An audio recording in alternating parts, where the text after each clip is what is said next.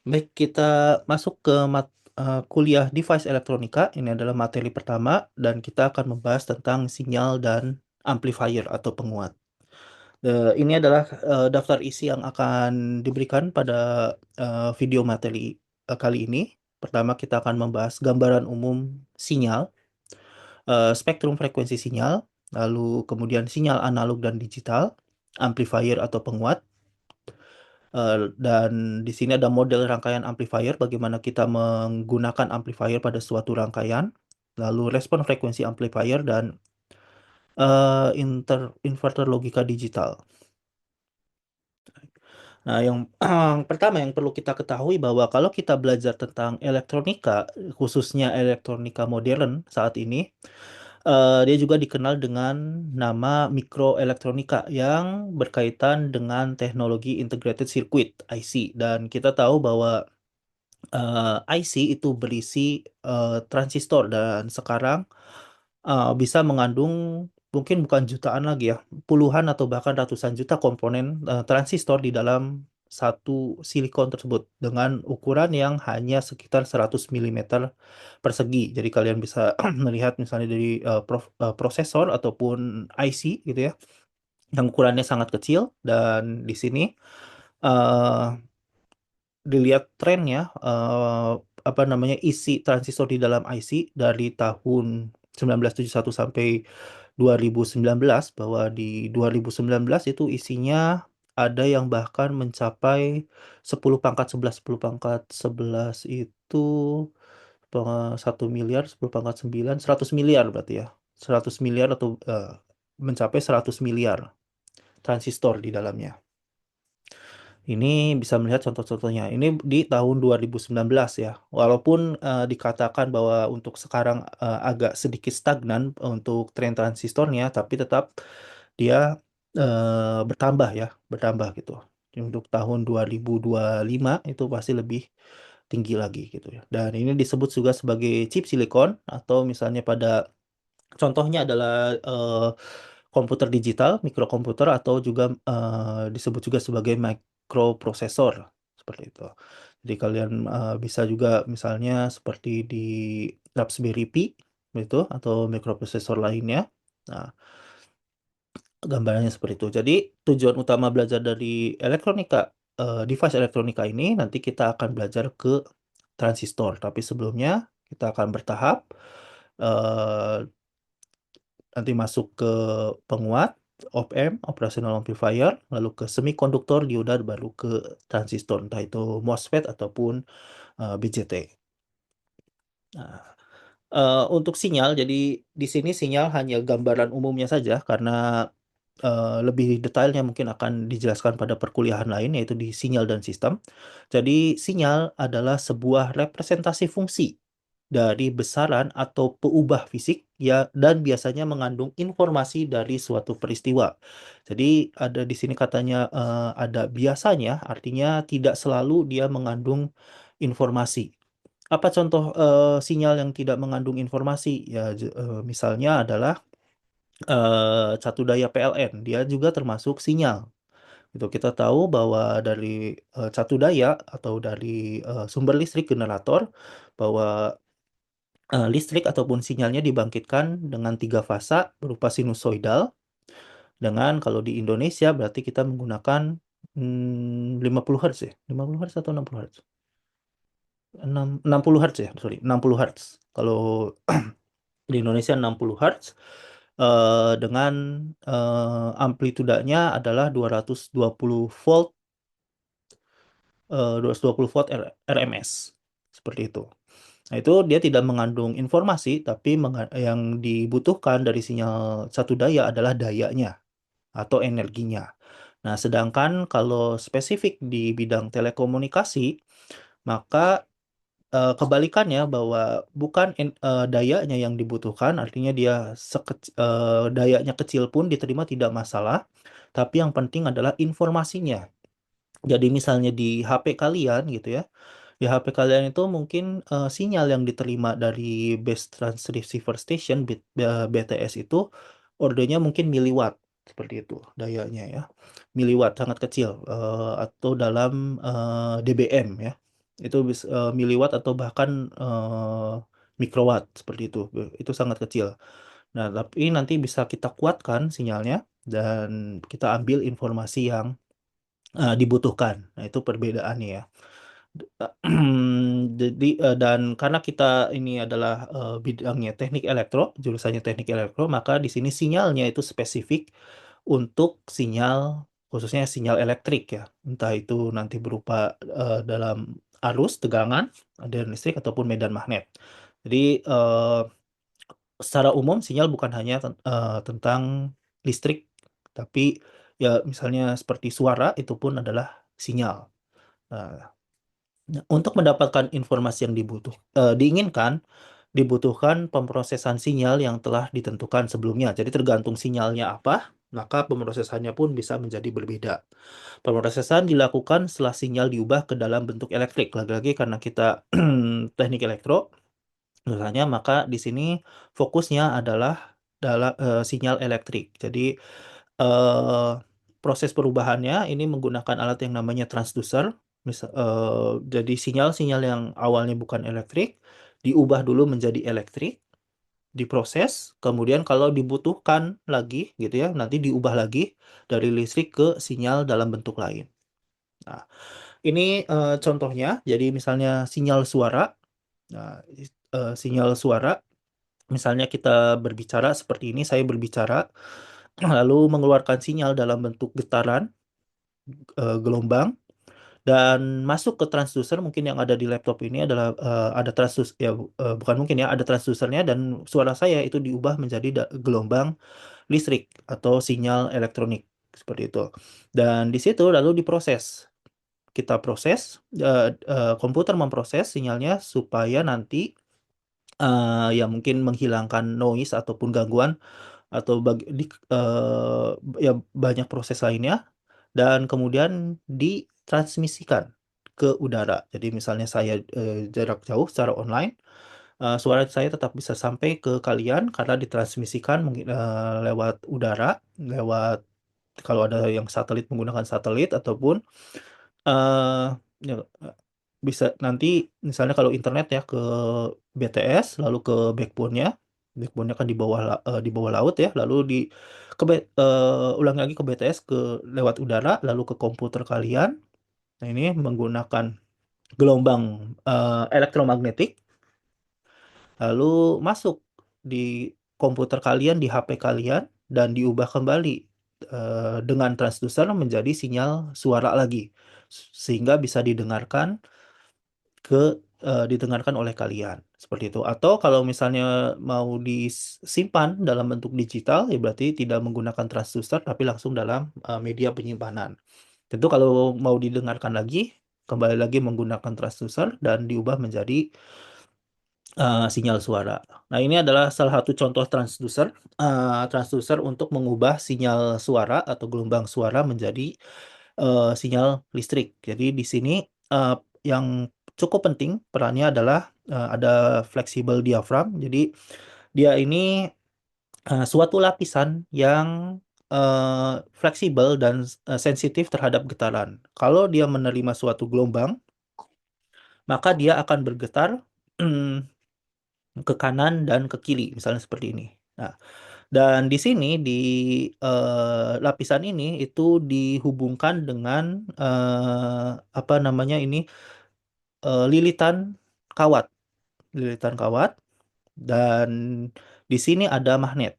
Dan kalian sudah belajar di fisika 2 tentang induksi listrik, maka kalau ada lilitan kawat yang digerak-gerakan terhadap magnet atau magnet yang digerak-gerakan terhadap lilitan kawat yang berubah nilainya, maka dia medan magnet ini akan berubah menjadi listrik.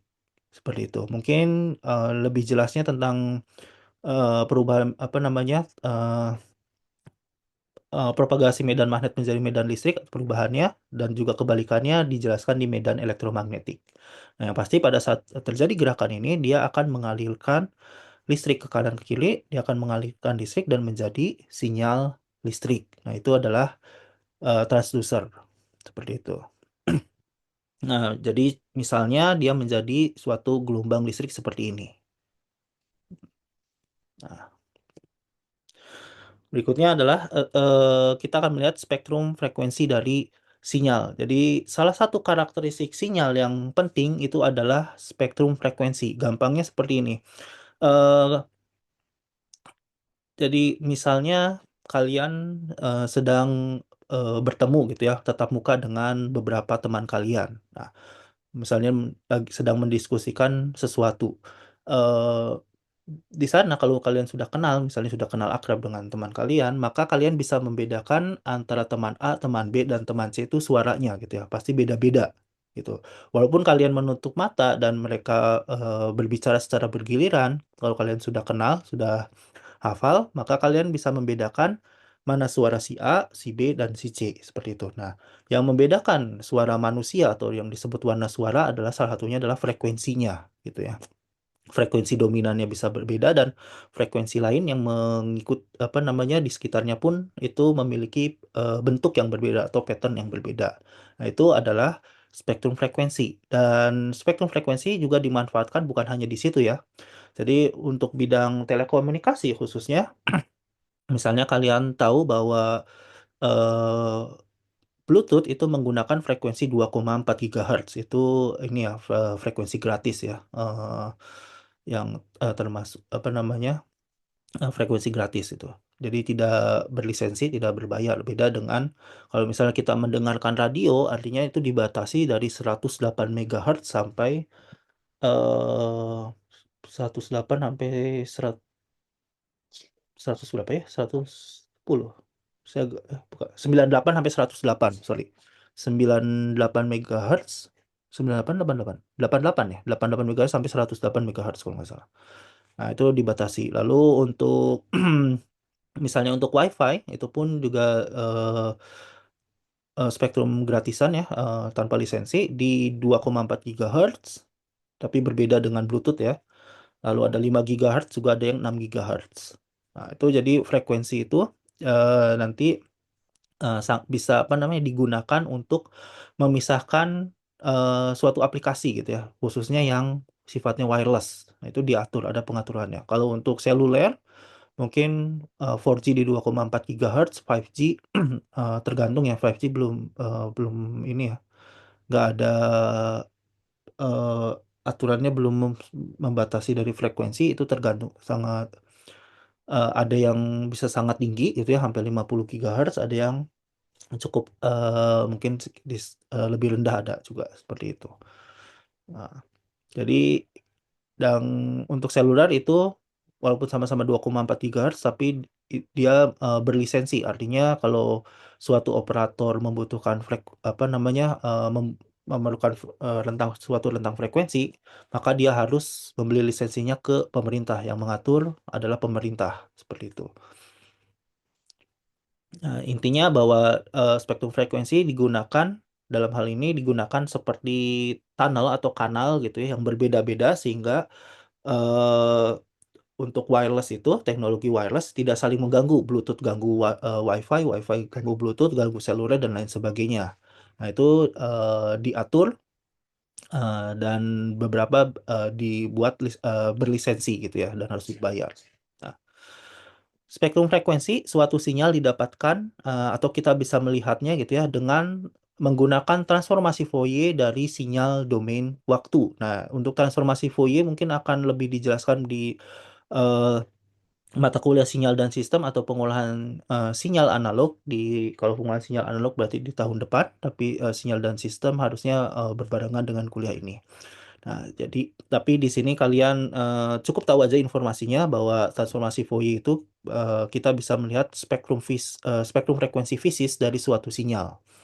Nah, setiap sinyal dapat direpresentasikan sebagai penjumlahan sinyal sinus yang berbeda frekuensi dan amplitudanya. Nah, dalam hal ini biasanya sinyal itu dituliskan untuk domain waktu sebagai VT sama dengan amplituda dikalikan sinusoidal dari ini adalah frekuensi dalam radian dan ini adalah fasanya, pergeseran fasa. Jadi umumnya hanya dalam sinusoidal. Nah, kenapa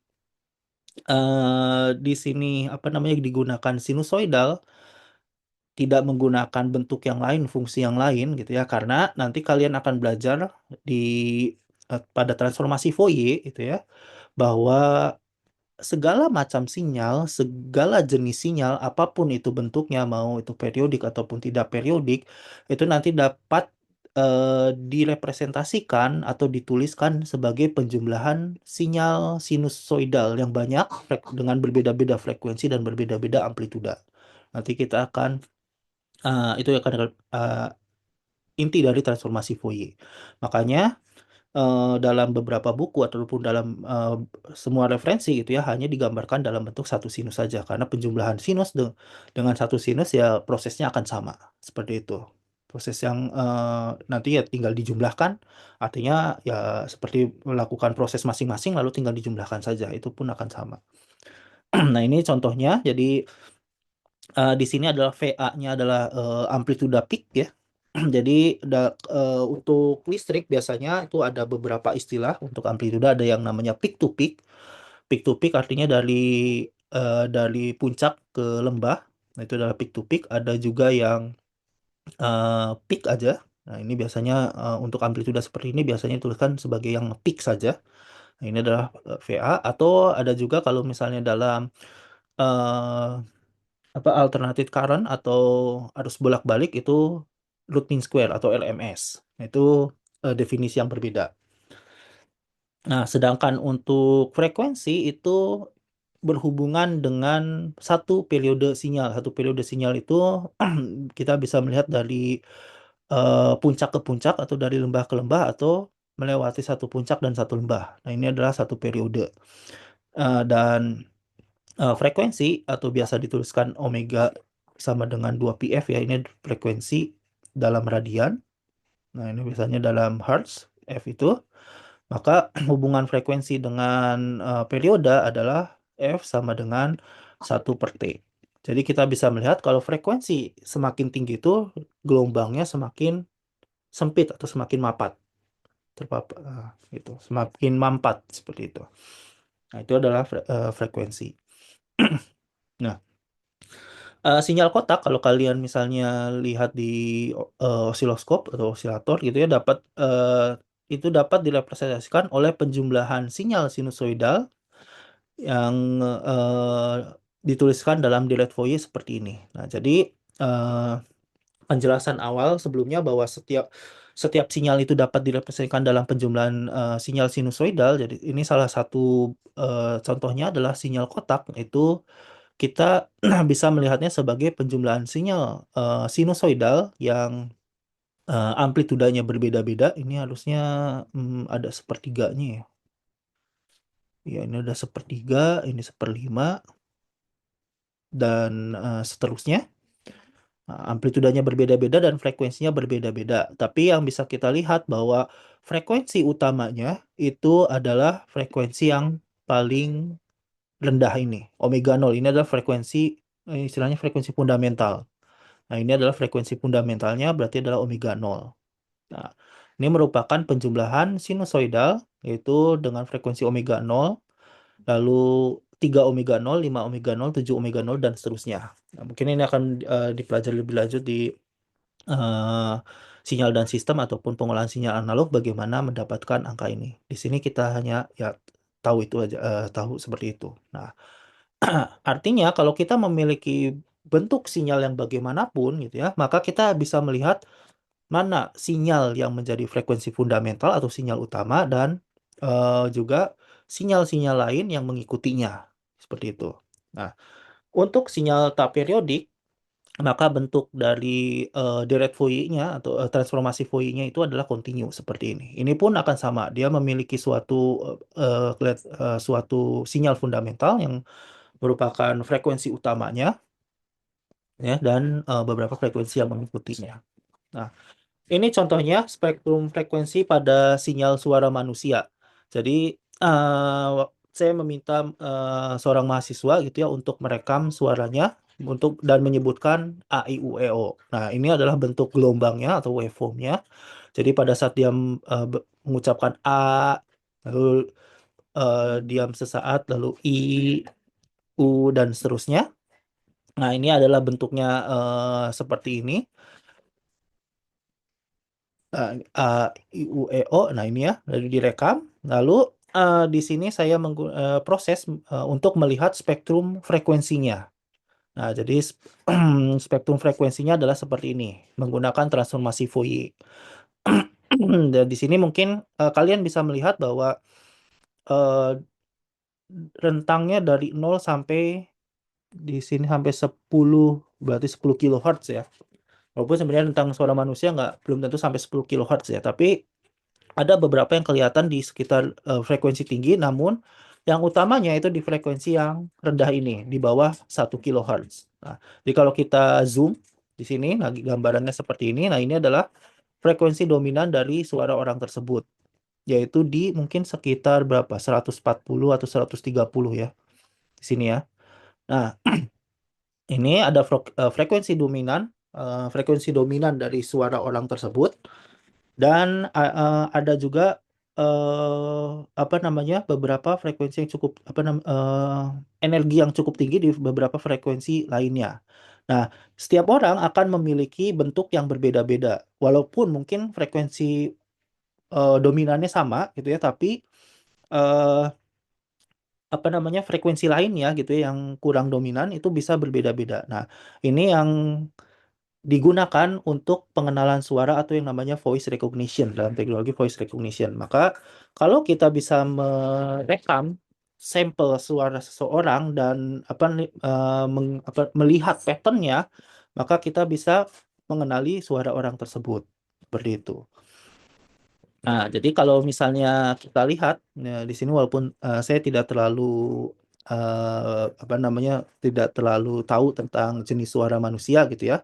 Tapi kalau misalnya dilihat dengan frekuensi 130 itu, sekitar 130 itu, dia berada di antara ya bass, tenor bass ataupun bariton yang ini ya. Bariton bass. Ya, artinya ini adalah suara laki-laki, kita bisa melihat. Nah, kalian mungkin bisa mencoba ya, eh, merekam lalu melihat spektrum suaranya.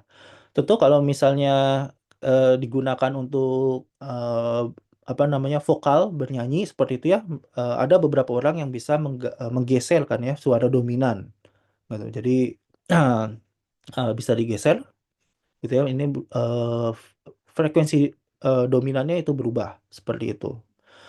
Nah, di sini kalau kalian misalnya mempelajari lebih lanjut tentang transformasi Fourier gitu ya, maka kalian juga bisa melihat bahwa eh, kita bisa melakukan proses untuk menggeser suara dominan ini menggunakan komputer. Artinya nanti kalian bisa menggeser-geser gitu ya, keluaran suaranya dari rekaman kalian menjadi mungkin lebih tinggi ataupun lebih rendah seperti itu. Mungkin kalau misalnya ada beberapa aplikasi ya dulu yang merekam suara lalu keluarnya suara yang sama tapi lebih tinggi frekuensinya. Nah, itu kira-kira gambarannya seperti itu. Komputer bisa memproses. Atau mungkin eh, kalau kalian suka melihat film science fiction gitu ya, tentang entah itu atau misalnya detektif Conan seperti itu ya, kalian mengubah suara menjadi suara orang lain mungkin suatu saat gitu ya, atau mungkin sudah ada ya, itu bisa dilakukan seperti itu. Asal kita punya sampel suara orangnya, gitu ya, melihat patternnya seperti apa, dan diubah. Nah, itu adalah salah satu pemrosesan sinyal dan bisa kalian pelajari di pemrosesan sinyal analog.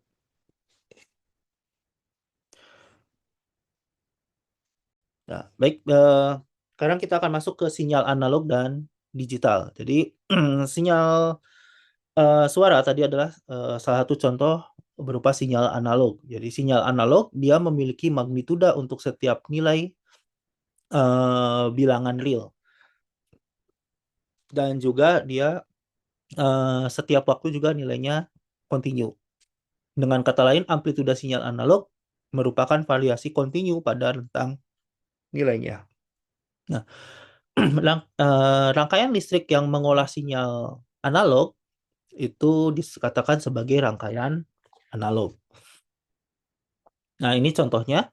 Jadi contohnya misalnya sinyal suara ataupun sinyal hasil transducernya juga ya, setelah diubah menjadi ke sinyal listrik itu adalah sinyal analog, bentuknya seperti ini. Nah, gitu. Jadi dia continue dalam garis waktu dan juga dia continue dalam garis amplituda seperti itu. Nah, ini adalah sinyal analog. Nah, sedangkan sinyal digital adalah sinyal yang berupa baris bilangan dengan setiap bilangan merepresentasikan magnitudo sinyal pada waktu sesaat dan dan nilai amplitudanya pun itu terbatas. Jadi bukan hanya terbatas pada waktu, juga terbatas pada amplituda. Sinyal digital dapat dibuat dari sinyal analog. Nah, jadi misalnya ini adalah sinyal analog. Nah, proses pertama untuk mengubah menjadi sinyal digital adalah yang namanya proses sampling. Sampling adalah mengambil data untuk pada waktu tertentu gitu ya. Jadi ini adalah dia memiliki frekuensi sampling atau periode sampling itu misalnya setiap 1 mikrodetik atau misalnya setiap 1 milidetik maka disampling. Sehingga hasilnya ini adalah menjadi sinyal waktu diskrit. Ini belum menjadi sinyal digital, tapi menjadi sinyal waktu diskrit yang artinya yang tadinya dia continue pada domain waktunya menjadi terpotong atau diskrit pada domain waktu. Nah, bentuknya menjadi seperti ini. Di sini nilai amplitudanya masih continue, yang artinya nilai amplitudanya bisa berapa saja. Misalnya dari 0 sampai 1 itu kita mempunyai nilai 0,01, 0,001 dan seterusnya. Itu masih mungkin terjadi. Jadi amplitudanya masih tetap continue atau analog seperti itu. Nah, dari sini kalian bisa melihat bahwa pada saat kita mengubah sinyal analog menjadi sinyal digital, yang pasti kelihatan di sini adalah ada data yang dengan sengaja dihilangkan. Ya, yang tadinya garis seperti ini menjadi titik-titik yang tidak berhubungan, gitu ya, yang tidak saling terhubung. Yang artinya data di antara di sini, di sini, di sini itu dihilangkan, tergantung dari frekuensi samplingnya. Jadi mungkin kalau misalnya kalian lihat kalau kalian mendownload lagu mungkin bisa lihatnya di bagian bitrate ya. Dari bitrate-nya misalnya berapa kbps seperti itu. Berarti kita bisa melihat berapa bit dalam 1 detik. Nah, itu sebenarnya dalam bentuk digitalnya, tapi kira-kira bisa kelihatan proses samplingnya. Tapi kalau misalnya kalian memiliki software yang memproses suara gitu ya, nah itu nanti kalian bisa memilih berapa frekuensi samplingnya gitu. Nah, jadi dari sini kita bisa melihat salah satu apa namanya fungsi dari sinyal digital atau kelebihan dari sinyal digital adalah memiliki tentu ukuran yang lebih rendah dibandingkan sinyal analog gitu. Sini karena ya banyak data yang dihilangkan seperti itu. Nah, selanjutnya setelah kita melakukan sampling tadi dari analog lalu kita sampling menjadi sinyal waktu diskrit.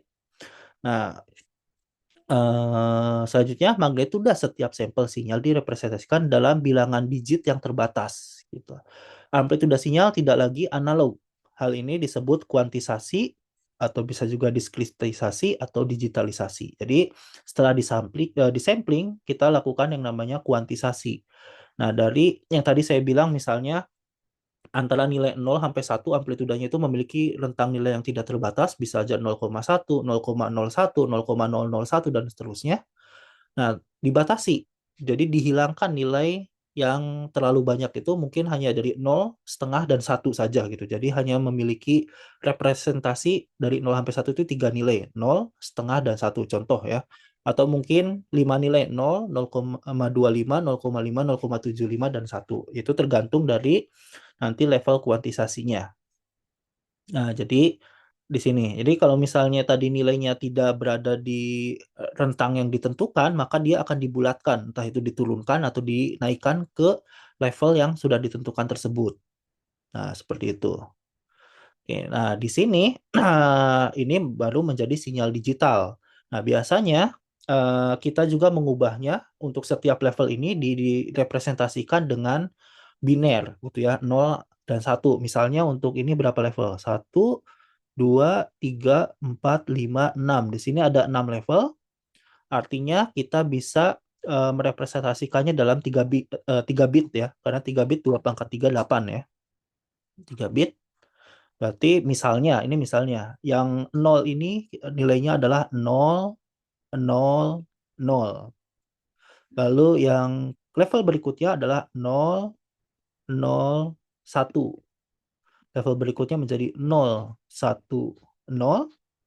Lalu 0, 1, 1, 1, 0, 0, dan 1, 0, 1. Nah, ini contohnya ya. Contohnya misalnya seperti itu. Tentu nggak mungkin, umumnya sinyal tidak direpresentasikan dalam 3 bit ya, apalagi untuk sinyal suara yang kompleks. Misalnya mungkin 32 bit ataupun 64 bit. Nah, itu tergantung level kuantisasinya. Jadi lagi-lagi proses dari kuantisasi ini juga menghilangkan menghilangkan data gitu ya. Jadi bukan menghilangkan, menyederhanakan data yang tadinya nilainya banyak menjadi hanya direpresentasikan beberapa level saja. Lalu dari sini bisa biasanya menggunakan multiplexer gitu ya, dikirimkan menjadi satu baris. Jadi misalnya kita kirimkan, jadi angka pertama itu berarti 000, berarti 000, ini adalah data pertama, data berikutnya berarti adalah 001, 001, lalu data berikutnya yang berikutnya misalnya dia adalah 100, berarti 100, dan seterusnya gitu ya. Ini maka menjadi delete bit gitu ya, delete bit yang direpresentasikan dalam bentuk biner 0 dan 1 gitu. Nah, pada saat dikirimkan 0 dan 1 ini biasanya direpresentasikan dalam tegangan pada listrik gitu ya. Jadi bit 0 biasanya direpresentasikan oleh tegangan 0 dan bit 1 direpresentasikan misalnya plus 5 volt. Ini tergantung ya. Ada beberapa metode tapi ini salah satu contohnya. Nah, banyaknya bilangan yang direpresentasikan disebut sebagai level kuantisasi. Ini tergantung bitnya tadi ya. Level kuantisasi akan mempengaruhi tipe sinyal digital yang dihasilkan dan memiliki efek pada kompleksitas rangkaian digital yang digunakan untuk memproses. Sistem bilangan biner menghasilkan sinyal dan rangkaian digital paling sederhana yang mungkin dihasilkan. Jadi bilangan biner karena hanya kita butuh dua nilai saja, 0 ataupun 1. Gitu. Nah, ini contohnya. Uh, jadi bisa melihat bahwa kita bisa membedakan di sini bit 0 dan bit 1. Nah, kenapa pemrosesan digital itu sangat apa ya, sangat istilahnya lebih prefer ya, lebih prefer menggunakan pemrosesan digital dibandingkan pemrosesan analog ataupun sinyal digital lebih prefer dibandingkan sinyal analog karena salah satunya adalah yang tadi bahwa kita membuang banyak data yang artinya ukuran datanya itu lebih kecil gitu ya dibandingkan sinyal analog yang artinya pemrosesannya itu bisa lebih sederhana dibandingkan pemrosesan sinyal analog. Itu yang pertama. Nah, lalu yang kedua adalah kalau misalnya sinyal digital ini terkena noise atau gangguan dengan suatu level tertentu, misalnya seperti ini gitu ya. Nah, oke. Nah, di sini kalian masih bisa membedakan mana yang levelnya plus 5 dengan mana yang levelnya 0.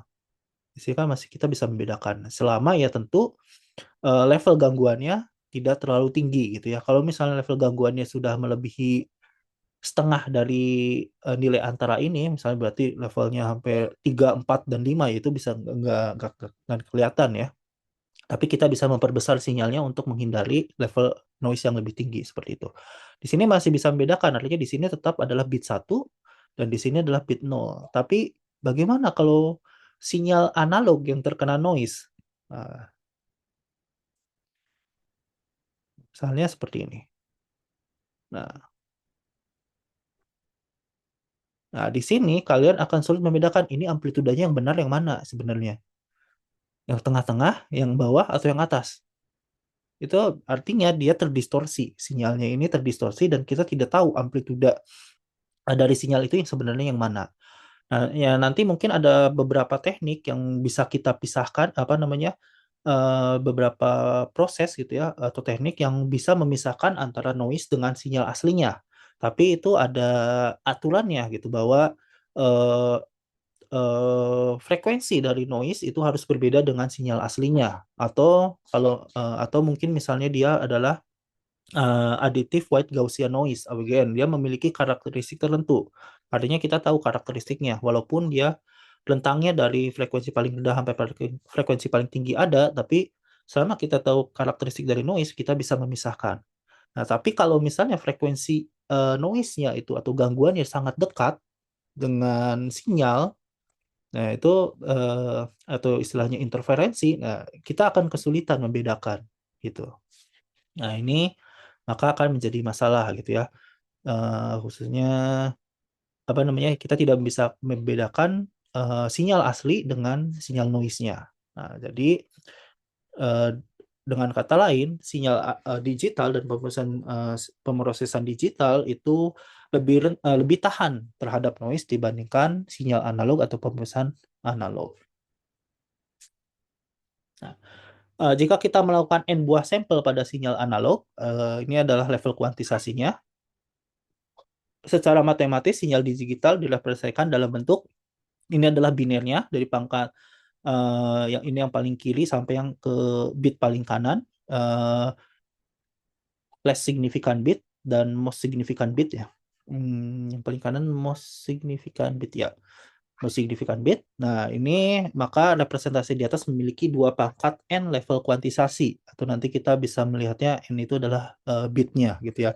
Tadi sebagai contoh kita punya 6 level, maka kita bisa wakilkan atau representasikan dengan 3 bit karena 2 pangkat 3 adalah kita punya 8 level. Oh itu. Jadi bisa disebutkan. Nah, ini gambaran besarnya bloknya untuk adik konverter kira-kira seperti itu. Maka kita mendapatkan keluaran sinyal digital. Nah, itu berikutnya kita akan membahas tentang amplifier. Nah, pertama, kenapa sinyal itu perlu dikuatkan? Karena tadi kita bisa melihat di transducer, transducer itu pasti kan alatnya kecil dan pasti getarannya pun yang dia dirasakan sangat kecil sehingga menghasilkan energi listrik. Hasil transducer tadi juga rentangnya mungkin hanya mili atau mikrovolt gitu. Dan hanya memiliki energi yang rendah. Dan sinyal ini karena kalau terlalu kecil maka akan sulit untuk diproses lebih lanjut. Makanya kita perlu kuatkan sedikit ya, tergantung dari si perangkatnya itu tahannya berapa. Yang penting di selanjutnya itu bisa diproses tanpa ada data yang hilang. Nah, amplifier harus bersifat linear, artinya linear itu dimanapun atau kapanpun maka penguatannya akan sama dan pada frekuensi berapapun itu penguatannya pun sama gitu. Jadi misalnya suara saya itu apa namanya mungkin dikuatkan, itu nanti dikuatkan. Nah, maka sepanjang saya berbicara penguatannya itu akan sama gitu. Sama. Jadi tidak mendistorsi kan. Misalnya tiba-tiba satu lebih tinggi, satu lebih besar dan lain sebagainya. Begitu juga kalau misalnya mereka musik gitu ya. Maka untuk penguatan untuk entah itu bagian bass, entah bagian vokal, entah bagian treble-nya itu akan memiliki penguatan yang sama. Nah, itu agak sedikit berbeda dengan yang namanya equalizer ya. Equalizer itu sebenarnya agak sedikit seperti filter, maka dia bisa mengatur mana bagian frekuensi suara yang diredam ataupun dikuatkan gitu. Itu bukan bagian amplifiernya ya, tapi bagian dari filter. Itu akan kalian bahas mungkin di pengolahan sinyal analog gitu. Tapi untuk amplifier dia sifatnya adalah linear. Nah, saat menguatkan sinyal tidak boleh ada perubahan ataupun penambahan informasi di dalamnya.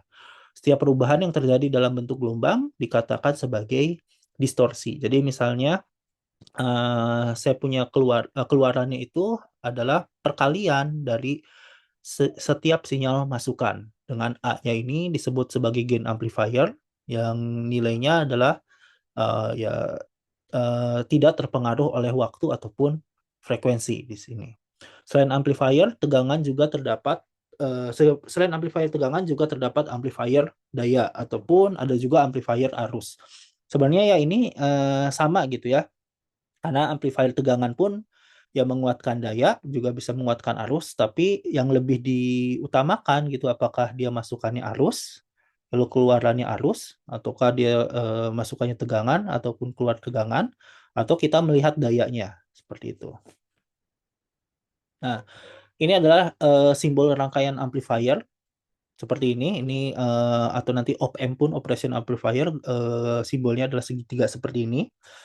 Merupakan jaringan dua kutub support network seperti yang terlihat di bawah. Jadi ini adalah input dan output. Mungkin kita akan lebih jelas membahasnya nanti di op-amp ya.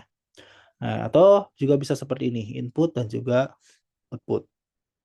Nah, untuk gain tegangan definisinya adalah gain tegangan atau voltage gain biasa dituliskan AV, berarti ini adalah gain amplify voltage adalah rasio atau perbandingan antara tegangan keluaran dan tegangan masukan. Jadi kalau kita misalnya ingin mengalihkan mendouble gitu ya tegangan input berarti dua kali ya. V0-nya adalah dua kali dari VI. Nah, gambar rangkaiannya adalah seperti ini. Jadi misalnya ini adalah tegangan inputnya, arus masuk ke op-amp, di sini amplifier, keluaran, dan di sini mungkin ada beban, entah bebannya berupa bisa berupa lampu, speaker, dan lain sebagainya. Dan ini adalah V0-nya, outputnya. Dan diharap V0, nah ini adalah A dikalikan dengan VI. Nah ini dia adalah sifatnya linear, artinya kalaupun misalnya VI-nya dimanapun, maka keluarannya itu akan dikalikan dengan nilai yang sama gitu ya. Artinya sifatnya linear. Idealnya seperti itu. Nah, sedangkan untuk gain daya dan gain arus ini sebenarnya sama juga ya. Amplifier dapat meningkatkan daya. Nah, ini yang harus kalian perhatikan perbedaan dengan transformator atau trafo. Kalau trafo itu bisa meningkatkan tegangan atau ya umumnya tegangan ya, tegangan namun dayanya itu daya masukan ataupun daya keluarannya adalah sama, energinya sama. Nah, tapi artinya kalau misalnya energinya sama, trafo menaikkan tegangan tapi menurunkan arus, maka dayanya tetap sama. Nah, sedangkan amplifier itu tidak seperti itu. Jadi kalau kita naikkan tegangannya, arusnya mungkin tetap ataupun bisa juga naik. Sehingga keluarannya memiliki daya yang lebih tinggi dibandingkan masukan. Gitu. Jadi dayanya lebih tinggi di keluaran dibandingkan di masukan. Itu adalah amplifier. Nah, mungkin kalian bertanya, kenapa bisa berbeda seperti itu? Terus atau dari mana daya di keluarannya kenapa bisa lebih tinggi dari masukan? Jawabannya karena amplifier adalah elemen aktif. Dia membutuhkan satu daya tambahan. Gitu. Nah, jadi penambahan energinya itu dari satu daya yang digunakan. Memang di sini tidak dilihat ya, tidak digambarkan. Tapi nanti kita akan melihat bahwa op-amp ataupun amplifier membutuhkan satu daya tambahan yang biasanya adalah DC gitu ya. Ada tegangan tambahan. Nah, untuk menambah daya pada keluaran. Nah, jadi untuk gain daya atau power gain, daya pada ini juga sama rasionya adalah rasio dari daya pada beban dengan daya pada masukan atau V0 dikalikan I0 dibagi VI dikalikan arus masukan gitu.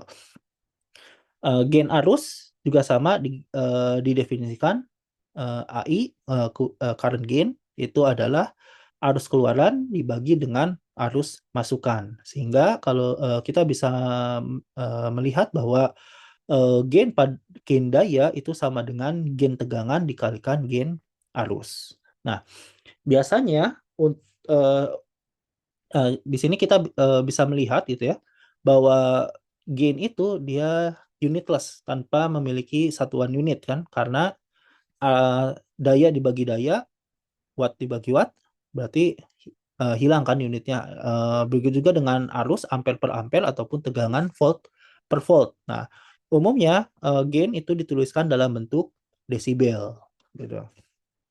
Nah, yaitu untuk tegangan dan arus itu menggunakan 20 log berapa penguatannya, desibel. Nah, ini yang biasa sering digunakan. Jadi kalau misalnya kalian melihat apa namanya membeli op-amp ataupun amplifier, nanti eh, apa nanti itu biasanya spesifikasinya dilihat gainnya itu atau penguatannya berapa desibel gitu. Tidak menggunakan angka gitu ya, angka misalnya 2 nilai konstan 2 4 dan seterusnya, tidak seperti itu, tapi menggunakan desibel ini. Begitu juga dengan power gain atau apa namanya amplifier gain daya, tapi di sini adalah 10 karena daya itu kan sebenarnya V kuadrat atau I kuadrat ya, atau V kali I, jadi V kuadrat. Jadi ini sama dengan ya, 2 kali 10 kan dipangkatin di V kuadrat. Nah, itu sehingga daya itu hanya 10 log gain dari daya. Seperti itu. Oke. Nah, jadi ini untuk penulisan gain dalam bentuk desibel dan menghitung dari nilai konstannya. Nah, ini satu daya pada amplifier. Jadi setelah tadi saya sudah jelaskan bahwa penambahan daya di keluaran amplifier itu diakibatkan adanya kita perlu memasangkan satu daya tambahan di amplifier. Seperti itu. Dalam hal ini misalnya di sini adalah DC, V1 dan V2. Biasanya nilainya ini sama ya, V1 dan V2. Eh, dan nilai positif dan negatifnya gitu ya. Daya keluaran pada amplifier lebih besar dibandingkan daya masukannya. Nah, jadi penambahannya itu membutuhkan daya DC pada operasinya seperti ini. Nah, jadi ini yang menyebabkan nilai maksimum dan nilai minimumnya bisa berbeda gitu ya. Sorry, nilai maksimum dan minimum yang mungkin diberikan gitu ya untuk amplifier. Nah, nanti oke. Nah, ini beberapa keterangannya daya DC yang diterima amplifier. Jadi besarnya adalah V1I1 ditambah V2I2. Nah, kalian ingat ya kalau misalnya DC umumnya dituliskan tegangan atau arus itu dalam huruf besar. Nah, sedangkan kalau AC atau alternate current itu dituliskan dalam huruf kecil V dan I-nya. Itu supaya membedakan, khususnya kalau misalnya kita dalam satu rangkaian ada apa namanya sinyal AC dan sinyal DC ya. Nah, ini adalah daya DC yang diterima amplifier. Jadi dari satu daya DC-nya. Nah, sedangkan daya yang hilang akibat rangkaian adalah kita bisa lihat ini adalah daya DC-nya dari sini, dan ini adalah daya masukan, berarti antara VI dengan arus yang masuk ke sini, tegangan dan arus yang masuk. Ini ada arus I ya, arus input. Sorry. Nah, ini itu sama dengan daya yang keluar, yaitu ini adalah arus outputnya. Output tuh terusnya L ya, load ya. Dikalikan dengan V0 ataupun V0 kuadrat R ya. I-nya V kuadrat per V per R. Oh ya, V kuadrat per R ya. Nah, ini adalah daya keluarnya dan ini adalah daya yang hilang. Jadi daya yang hilang itu bisa kita lihat adalah dari PDC atau satu daya dari DC ditambah daya masukan dikurangi daya keluaran. Dan itu adalah daya yang hilang. Jadi hilang dalam hal ini bukan berarti benar-benar hilang ya, karena kita belajar di fisika, fisika 1 konservasi energi, bahwa daya itu tidak mungkin dihilangkan dan tidak mungkin diciptakan ya. Dia hanya berubah bentuk dan bentuknya itu bukan berupa listrik, misalnya menjadi panas, salah satu contohnya. Nah, ini adalah daya yang hilang dari sistem rangkaian. Sehingga efisiensi amplifier itu didefinisikan sebagai eta sama dengan daya pada keluaran dibagi daya DC yang diberikan dikalikan 100%. Oke. Contoh soal, misal kita punya sebuah amplifier beroperasi dengan plus minus 10 volt satu daya. Nah, berarti itu V1, V2-nya ya. Amplifier terhubung dengan tegangan sinusoidal dengan puncak 1 volt. Nah, artinya ini adalah tegangan AC dan ini adalah tegangan DC. Nah, tegangan AC sinusoidal puncaknya 1 volt. Gitu. Ini adalah puncaknya dan menghasilkan keluaran dengan puncak 9 volt. Pada beban 1 kilo ohm. Nah, jadi kalian bisa melihat gambarannya dari gambar tadi. Amplifier membutuhkan 9,5 miliampere arus pada satu daya. Jadi di satu dayanya ini arusnya adalah 9,5 miliampere. Jadi yang DC-nya ya. Masukkan amplifier menerima arus dengan puncak 0,1 miliampere. Ini adalah arus AC dari input AC. Berapa? 1 volt ya, yang ini. Nah, pertanyaannya, tentukan gain tegangan, gain arus, gain daya, dan daya yang dibutuhkan satu daya yang terdisipasi pada amplifier, dan efisiensi amplifier tersebut. Nah, di sini kita bisa melihat dari rangkaian yang tadi bahwa V1 sama dengan V2, ininya adalah 10 volt. Lalu tegangan AC-nya input ini, I-nya besar ya harusnya ya, biar sama sesuai dengan ini nggak apa-apa. Yaitu adalah 1 volt puncak. Jadi kita bisa tahu ini bentuknya seperti ini dan puncaknya ini adalah 1 volt, gitu ya. Nah, ini dari sini tegangan dan keluarannya di sini adalah 9 volt. Jadi di sini tegangan di beban adalah 9 volt dan RL beban adalah 1 kilo ohm. Arus I1 yang ini dan I2 yang ini itu adalah 9,5 miliampere. Itu adalah arus yang masuk ke kaki satu daya op amp dan juga keluar dari satu daya op amp ini. Nah, I1 dan I2 ini ya udah ya. I1 ini harusnya kecil ya. Saya agak salah menuliskan. Nah, I1 yang masuk ke sini, sorry, I input ya. Arus input AC yang masuk ke sini itu adalah 0,1 miliampere puncak. Nah, ini yang ini DC, ini juga DC. Nah, sisanya AC gitu ya.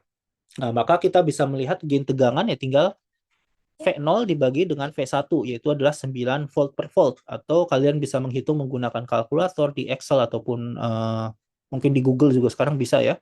20 log basisnya basis 10 dari 9 adalah 19,1 dB. Nah, ini adalah penguatannya gitu ya. Penguatan tegangannya 19,1 dB. Nah, besarnya arus pada keluaran di sini. Di sini. Jadi kita bisa melihat bahwa tegangannya adalah 9 volt dan RL-nya adalah 1 kilo ohm, maka I sama dengan V per R kan. V0 dibagi dengan RL yaitu adalah 9 miliampere. Jadi arus yang keluar ke sini itu adalah 9 miliampere. Dan tegangan adalah 9 volt. Sehingga gain arusnya, arus output, ini harusnya kecil ya, nggak apa-apa. Arus output AC dibagi arus input AC, yaitu 9 dibagi 0,1, besarnya adalah 90 ampere per ampere. Atau dalam desibel, 20 dikali log 90 sama dengan 39,1 dB. Di sini kita bisa melihat yang pertama bahwa penguatan tegangan dengan arus berbeda. Dalam hal ini, ternyata arus lebih besar dikuatkan dibandingkan tegangan. Begitu. Daya pada beban yaitu adalah PL. Nah, untuk perhitungan daya, mungkin kalian sudah belajar di rangkaian listrik 2, kita menggunakan nilai RMS-nya, root mean square-nya ya, atau kita tinggal bagi dengan akar 2 atau kalikan dengan setengah akar 2, akar 2 per 2 ya. Jadi tegangan outputnya yaitu 9 per akar 2 dan I-nya adalah 9 per akar 2. Nah, yaitu adalah 40,5 miliwatt. Sedangkan daya masukannya ini juga sama menggunakan root mean square. Nilai root mean square-nya yaitu 1 per akar 2 dikali 0,1 per akar 2 yaitu 0,05 miliwatt. Yang artinya kita di sini kita bisa menghitung gain dayanya yaitu adalah daya keluaran dibagi dengan daya masukan. Walaupun walaupun kita tidak menghitungnya menggunakan RMS gitu ya, nanti gainnya akan sama gitu. Karena kan sama-sama hilang kan ininya, PL per PI kan hilang juga. Tapi untuk definisi dayanya gitu ya, kita menggunakan nilai RMS seperti itu. Nah, ini gain dayanya yaitu adalah 810 watt per watt, atau dalam desibel 10 dikali log 810 yaitu adalah 29,1 desibel. Nah, ini adalah gain dayanya 29,1 desibel. Nah, ya kalian juga bisa menghitung dari definisinya di sini bahwa mana ya? Nah, ini ya, bahwa gain daya itu sama dengan gain tegangan dikalikan gain arus, tapi yang harus ditekankan kalau kalian ingin melakukan perkalian itu, kalian harus mengalihkannya pada bentuk bukan desibelnya. Gitu, yang ini pada bentuk nilai konstannya gitu. 9 dikali 90 adalah 810, bukan pada desibelnya. Jangan mengalihkan yang desibelnya. Gitu ya. Nah, ini adalah 810 ya, watt per watt. Nah, ini pada desibelnya adalah 10 log, jadi 29,1 dB. Daya total satu daya amplifier, ini adalah PDC, ini untuk yang daya satu dayanya. Kita bisa hitung V1I1 ditambah V2I2. Dalam hal ini sama ya. Dari kita bisa melihat sebenarnya bahwa kita bisa menentukan tegangan satu daya yang berbeda gitu. Nah, jadi ini tuh untuk menentukan batas atas dan batas bawah nilai amplituda keluaran. Nah, ini dalam hal ini dalam contoh ini sama, itu berarti adalah 190 miliwatt ini. Nah, daya yang hilang berarti adalah PDC, daya satu daya, ditambah PI, ditambah min PL. Itu besarnya adalah 149,55 gitu. Karena yang keluar hanya 40,5 seperti itu. Dan efisiensinya yaitu adalah ini 149,55 watt ya. Dan sorry, miliwatt. Dan efisiensinya adalah PL dibagi PDC tanpa melibatkan PI ya. Yaitu adalah 21,3%. Ini adalah efisiensinya. Nah, ini adalah contohnya ya, untuk karakteristik dari op-amp. Nah, tadi kita bisa melihat bahwa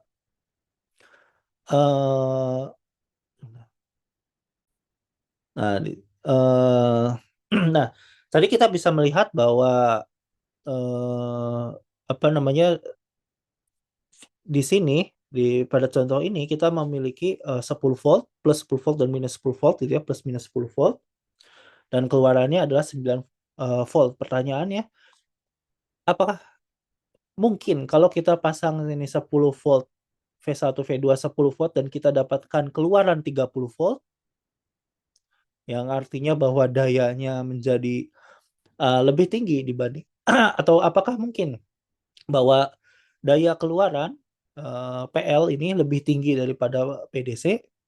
Ya, tentu jawabannya kita sudah tahu dari konservasi energi ya tidak mungkin kan.